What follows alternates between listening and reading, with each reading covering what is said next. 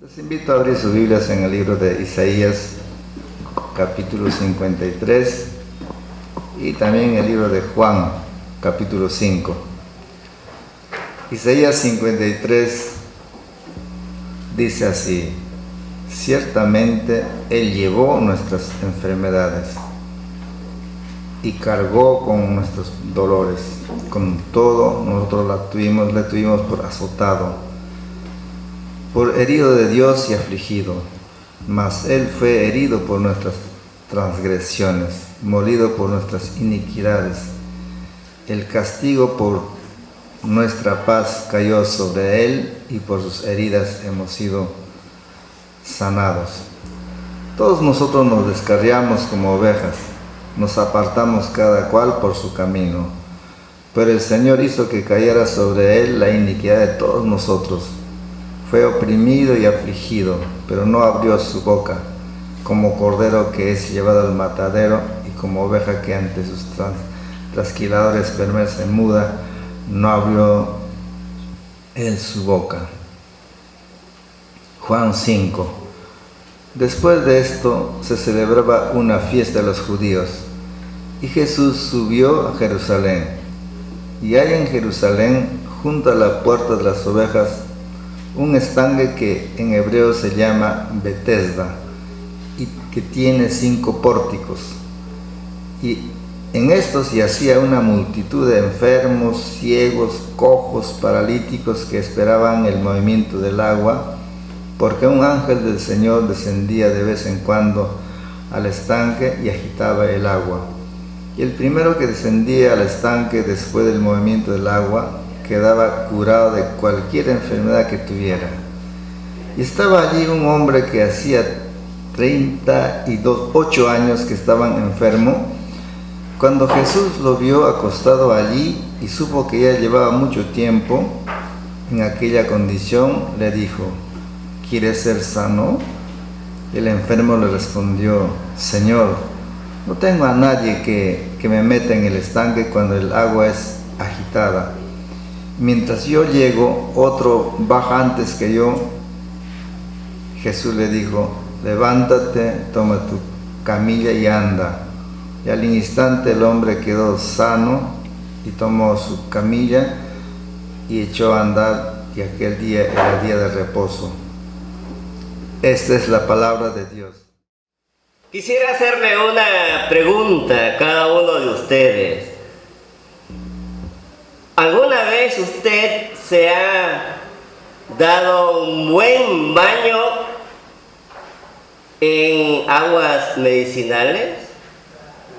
Bueno, yo sí, recuerdo el 2000, el año 90, perdón, el pastor Leonard Resmel hacía sus retiros espirituales y fuimos con su equipo administrativo a Churín. En Churín hay 2 lagunas, ¿no? Una donde sale agua caliente, cochina, pero dicen que es medicinal, ¿no? Y también hay la piscina de la eterna juventud. Bueno, yo ya me estoy envejeciendo más rápido que apurado y pensé que nunca me iba a envejecer, ¿no? Pero de alguna manera nosotros buscamos un milagro para la salud y también para no envejecer. Aquí al sur de Lima también hay algunas lagunas, por Chilca, donde se practica bastante el esoterismo. Unas lagunas con bastante barro, y la gente va con mucha frecuencia a darse un buen baño para la salud, la buena suerte, hacerse millonarios, encontrar el amor, etcétera, etcétera.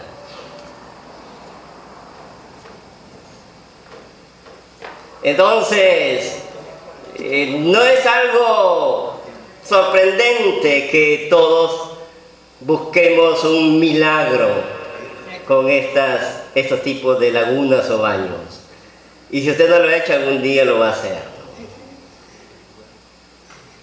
Pero también la gente poderosa lo hace, ¿no es cierto? Por ejemplo, normalmente van a Piura, a Huancabamba, donde hay lagunas. también. Claro, algunos son la sierra de Piura y algunos se han muerto de una neumonía por el frío, ¿no? Después de salir de esa fría laguna, ¿no? Y no encontraron el milagro. Entonces, en la época de Jesús también había estos tipos de creencias. No lo sé en realidad si esa laguna, si esos barros tienen contenidos medicinales. Algunos piensan que sí, otros piensan que no, no lo sabemos a ciencia cierta. Pero esto no era una novedad tampoco en la época de Jesús. En el texto nosotros que hemos leído vemos allí que había mucha gente esperando un milagro.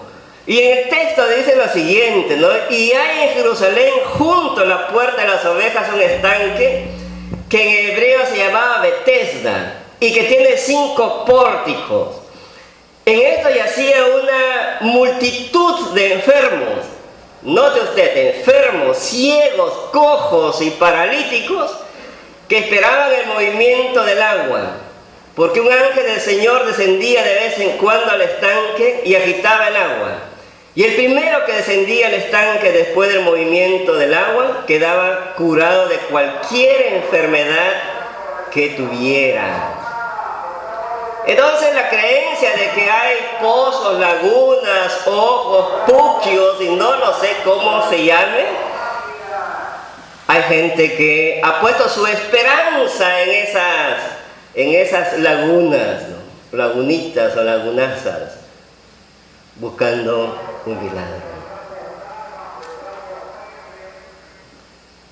Ahora, esta multitud de enfermos no estaba allí porque en ese tiempo no había duchas, pero no estaban ahí, sino que solamente buscaban ser sanados. Obviamente en el tiempo de Jesús no había hospitales como ahora.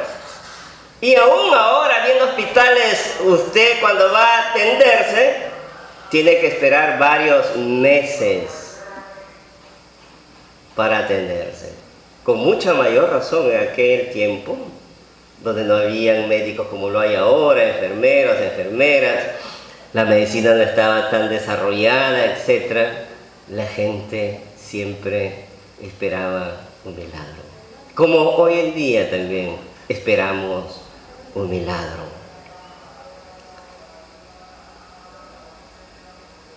Pero aquí había un gran problema. Esta gente era enferma.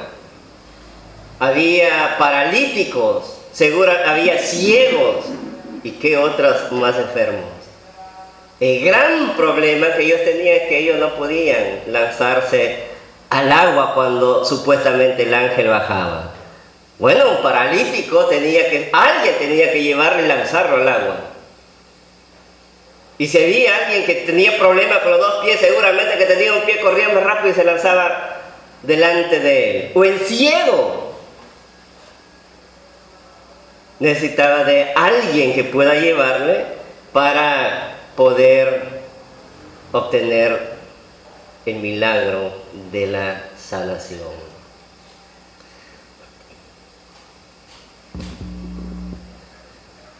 Esto es algo bien interesante para usted y para mí. Todo ser humano buscamos un milagro. Todo ser humano sin Cristo es como el paralítico, como el ciego y como todos estos enfermos que se encontraban en el estanque de Betesda, que están ansiosamente esperando un milagro. Un milagro, por ejemplo, para el fracaso familiar. El viernes vamos a tener una excelente charla sobre la educación de los hijos. Y el pastor Ugarte decía que a los 15 años su hija le dijo: papá, ¿qué haría si yo me enamoro? Y finalmente la hija le tuvo que responder ante la negativa del padre: nada, no puedes hacer nada. Y le abrió los ojos, ¿no? Entonces tenemos un problema cuando se presenta con los hijos y deciden a temprana edad tener familia. Entonces a veces los padres están esperando un milagro para que eso no ocurra. o un milagro por la salud física misma. Un milagro para que Dios obre en la vida de la gente que está metido en los vicios, como el alcoholismo, la droga, los que sufren de celulitis o paran allí, están atrapados en las redes sociales, los tragan monedas, etcétera, etcétera, cualquier tipo de vicio que sea. Y me imagino que todo ser humano quiere cambiar. Desea cambiar, pero no puede por su propia cuenta. Bueno, usted puede decir todo lo contrario y tiene todo el derecho, y lo vamos a escuchar. Y Dios también va a escuchar. Pero el ser humano sin Cristo es un miserable. Miren lo que dice Apocalipsis, el capítulo 3, el verso 17 al 18. Porque tú dices, yo soy rico y me he enriquecido y de ninguna cosa tengo necesidad, y no sabes que tú eres un desventurado, miserable, pobre, ciego y desnudo. Por tanto, yo te aconsejo que de mí compres oro refinado en fuego, para que seas rico, y vestiduras blancas para vestirte, y que no se descubra la vergüenza de tu desnudez. Y unges tus ojos con colirio para que veas. Bueno, gracias a Dios aquí nos vemos ricos. Pero nos creemos ricos, o somos pobres con mente de rico. Es decir, tenemos delirio de grandeza y de riqueza, no siendo ricos, eso nos pasa. Sucesivamente a lo largo de la historia, vivimos bajo esa apariencia. Pero si no eres rico, si no somos ricos, y nos creemos ricos siendo pobres, entonces podemos ser como dice el apóstol Juan aquí. Somos desventurados, miserables, ciegos y desnudos. Todos estos adjetivos describen al ser humano sin Cristo, sin Dios en su vida. O si son ricos, igual siguen siendo miserables delante de Dios y desventurados, sin esperanza de salvación. Y que han sido cegados para no darse cuenta de la gravedad de su maldad y pecado y del juicio de Dios sobre su vida.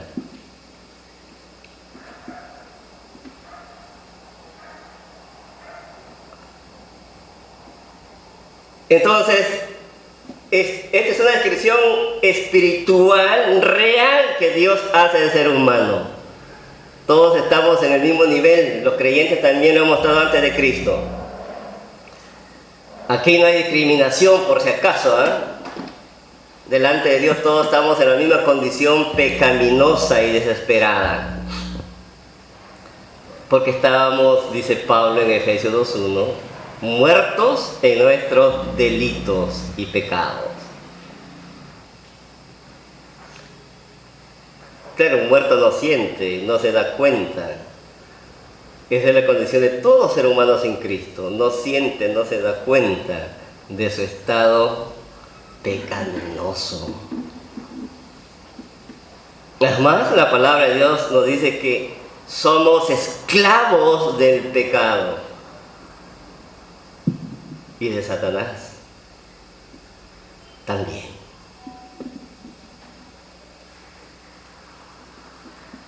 Bueno, nadie nos escapamos. Podemos en nuestra mente hacer el ejercicio de que eso no es una verdad. Pero la palabra de Dios hace pisar tierra a todo ser humano.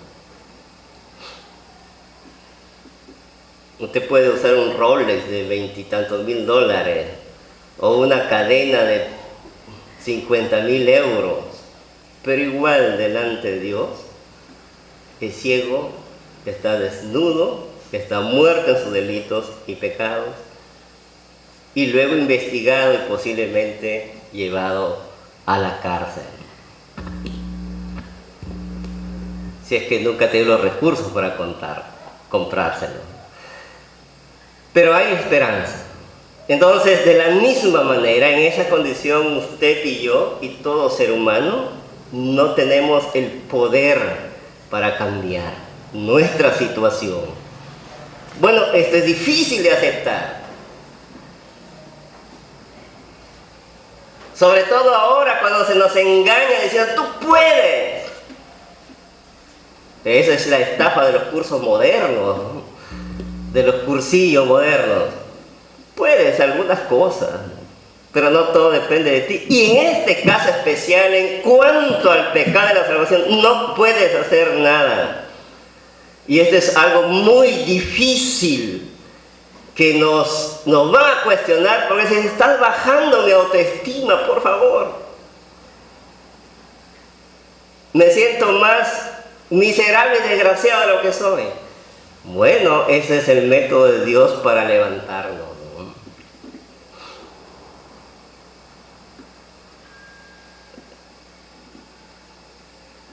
Necesitamos de alguien para ser cambiados y transformados.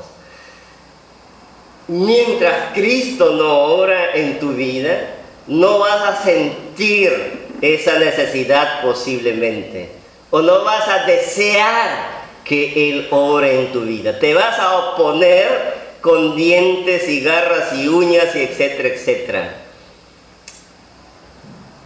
porque estás ciego y cojo y desnudo delante de Él.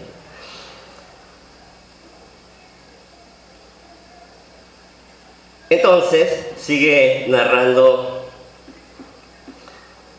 el verso 5. Y estaba allí un hombre que ya hacía 38 años que estaba enfermo. Cuando Jesús lo vio acostado allí y supo que ya llevaba mucho tiempo en aquella condición, le dijo, ¿quieres ser sano? El enfermo le respondió, Señor, no tengo a nadie que me meta en el estanque cuando el agua es agitada. Y mientras yo llego, otro baja antes que yo. Es sencillo de entender. Este hombre tenía problemas con los dos, seguramente pies o piernas, y no podía caminar. 38 años. Aquí vemos personas de 38 años. También necesitaba de alguien que pueda llevarlo. Él tenía el deseo, las ganas de caminar, de sanar, de ir al estanque y lanzarse, pero no podía hacerlo porque no había quien le lleve y le lance al pozo. Ahora Jesús se dirige a él, exclusivamente a él. Había muchos.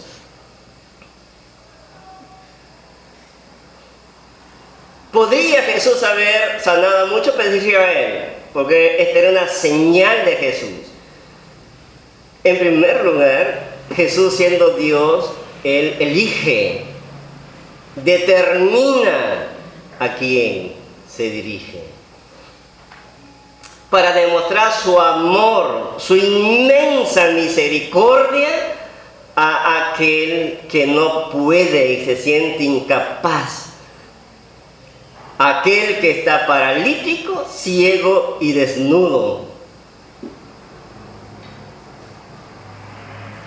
Ninguno de los que estaban allí merecía.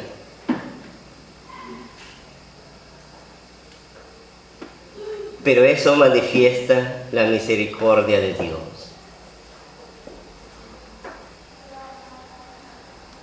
Cuando Jesús le pregunta, noten la respuesta del hombre, no tengo a nadie que me meta al estanque.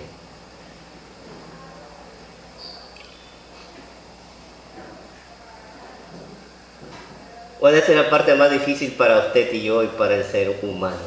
Este hombre reconoce su incapacidad de caminar y lanzarse al pozo.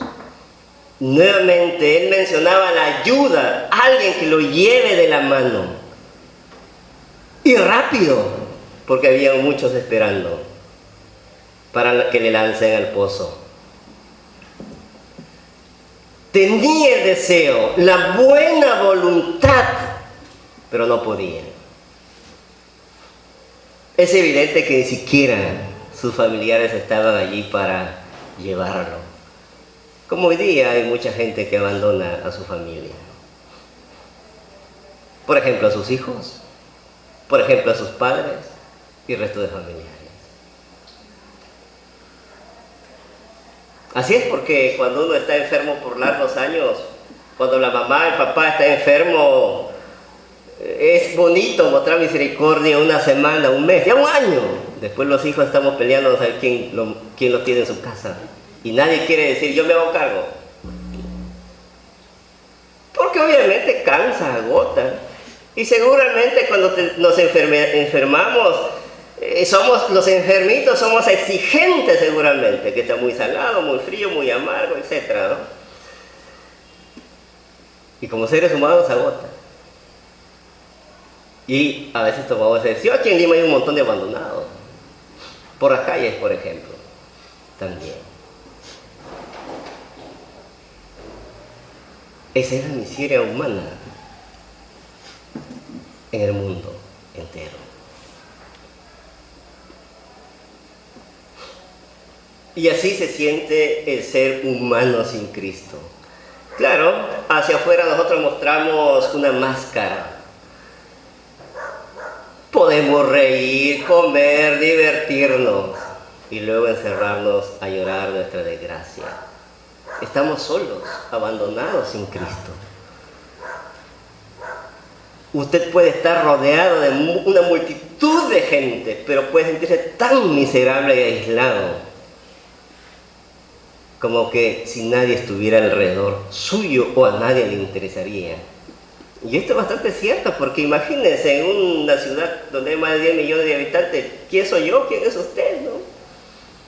Somos anónimos. Y es muy probable que aparte de nuestra familia a nadie más le interesemos. No somos tan importantes como a veces creemos. Peor si uno está en una situación de abandono familiar.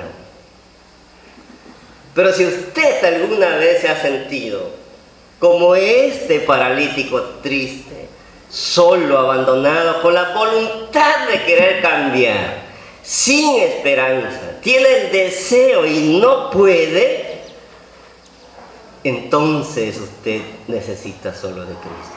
Y para eso vino Cristo Jesús.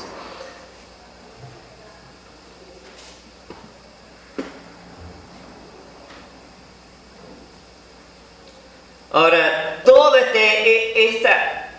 esta situación desesperada del ser humano es consecuencia de nuestro estado pecaminoso. Hay factores sociales, económicos, políticos, etcétera, etcétera, que influyen y que agravan más la situación. Por supuesto que sí. Pero la condición pecaminosa nos lleva a esta catástrofe de vida. Por supuesto, nadie queremos reconocer, siempre echamos la culpa. Mi papá tiene la culpa, mi mamá tiene la culpa, mi hermana tiene la culpa, el profesor tiene la culpa, sus compañeros tienen la culpa, Dina tiene la culpa. Pero menos se nos ocurre decir, yo soy el primer culpable. Porque es más fácil, pues, justificarse, ¿no? Autojustificarse y echar la culpa al resto. Algo interesante que decía el pastor Ugarte el día jueves en la charla para los padres. ¿De quién es la culpa o la responsabilidad o la culpa cuando llegan los hijos tarde al colegio? ¿Del niño o de los papás? De los papás, ¿no? Si lo dejan al niño corriendo y jugando y viendo sus dibujos animados hasta la 1 de la mañana, por supuesto que a las 7 de la mañana no quiere levantarse. Es difícil reconocer. Es más, en el estado pecaminoso no nos permite reconocer nuestro estado pecaminoso. Y comenzamos a inventar N justificaciones. Podemos, deseamos, pero no podemos. Jesús también te pregunta en esta mañana, ¿quieres ser salvo? Obviamente Jesús espera que tú respondas como este hombre. No tengo quien me salve.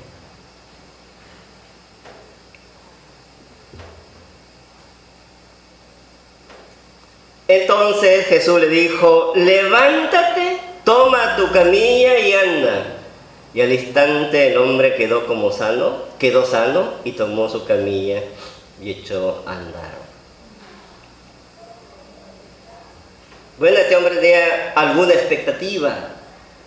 Tal vez se le pasó por la mente que Jesús o este hombre extraño se iba a quedar con él y que iba a esperar que el angelito pueda bajar a las aguas y Jesús lo lleve y lo lance para que sea sano.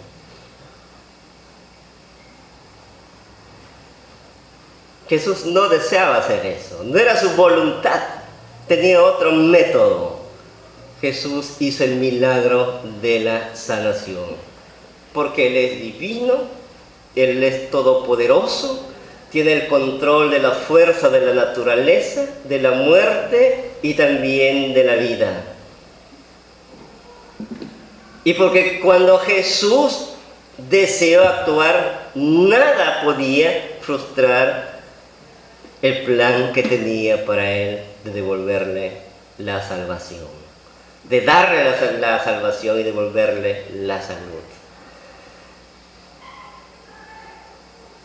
Ahora, ¿qué tenía que hacer este hombre? Jesús le da una orden. Levántate, toma tu camilla y vete.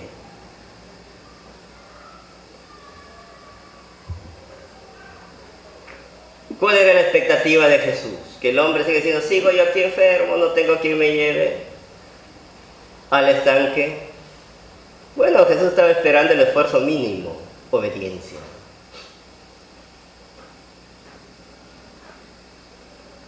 Y fe. Creer en la palabra de Jesús y obedecerla. Y este hombre creyó. No lo conocía Jesús. No tenía ni idea tal vez quién era Jesús.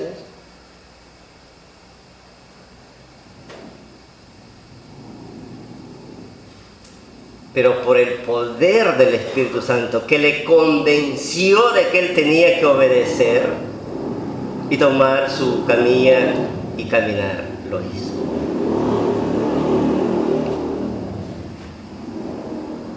Y caminó. Bueno, brevemente, Dios puede sanar cualquier enfermedad, lo ha hecho en la historia de la humanidad, pero no es su propósito sanar a todos. No quiero decepcionarlos, ¿sabes? Si usted va a otra congregación donde predica sobre que Jesús tiene que sanar a todo el mundo, eso no es bíblico. Hubieron muchos enfermos aquí, pero solamente sanó uno. No es el propósito fundamental de la muerte de Cristo mientras estemos aquí en la tierra. ¿Pero puede sanar? Sí, por supuesto que sí.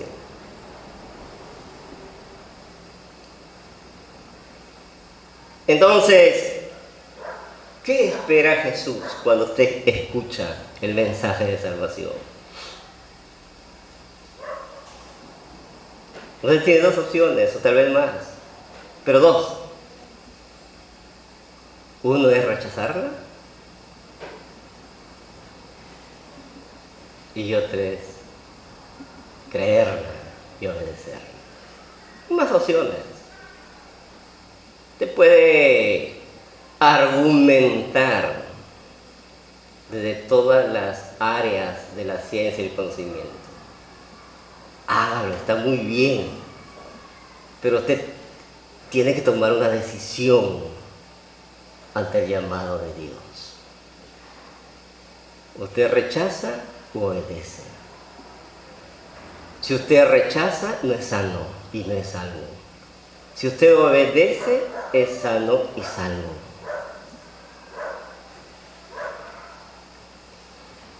Para eso murió Jesús. Porque mientras aún éramos débiles, a su tiempo Cristo murió por los impíos.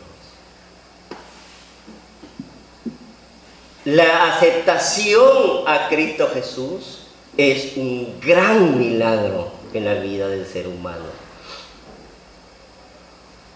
El poder de convencer al ser humano, de convencerte a ti, es obra del Espíritu Santo. Y cuando Jesús ha decidido convertirte, nunca podrás decirle que no. Ciertamente te convertirás a Él. Porque no depende de ti. Porque recuerda, este paralítico tenía el deseo de caminar y lanzarse al pozo, pero no podía. El ser humano tiene el deseo a veces, pero no la voluntad. Porque esa voluntad de creer es obra exclusiva y únicamente del Espíritu Santo. Y cuando Él obra en el corazón, entonces todos tus argumentos van a quedar de lado. Todas las excusas que tú tengas van a quedar de lado.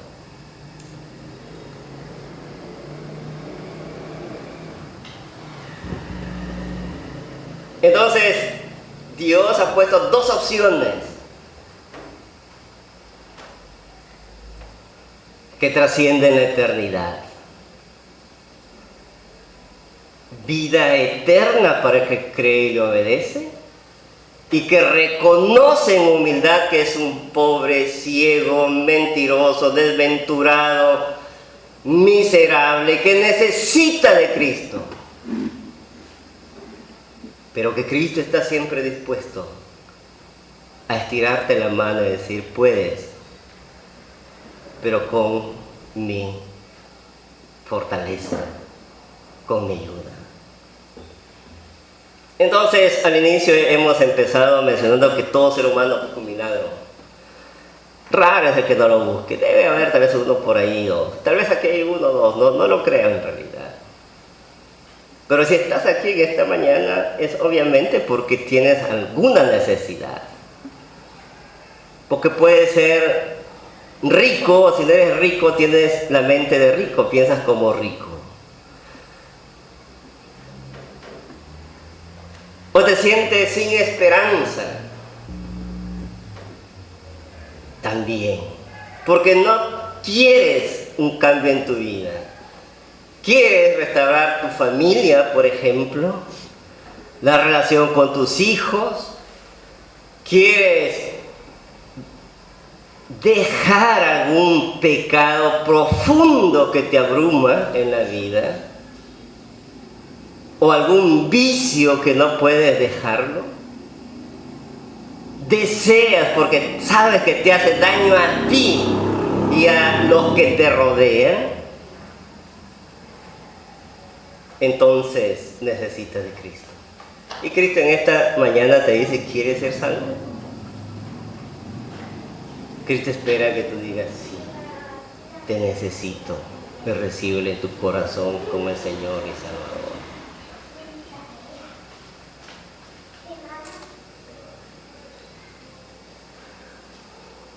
No queremos aquí decir que todos tus problemas se solucionarán. Bueno, algunos los traemos hasta que Cristo nos recoja.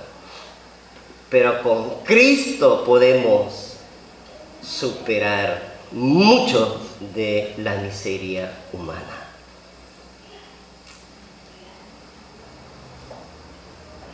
La perfección es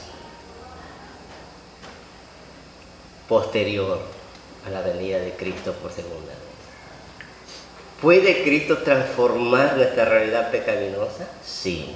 ¿Puede salvarte y sacarte de los hoyos profundos de la desesperación, de los vicios y de cualquier otro pecado? Sí. Entonces, cree en Él y serás salvo tú y tu casa. Que Dios les bendiga ricamente.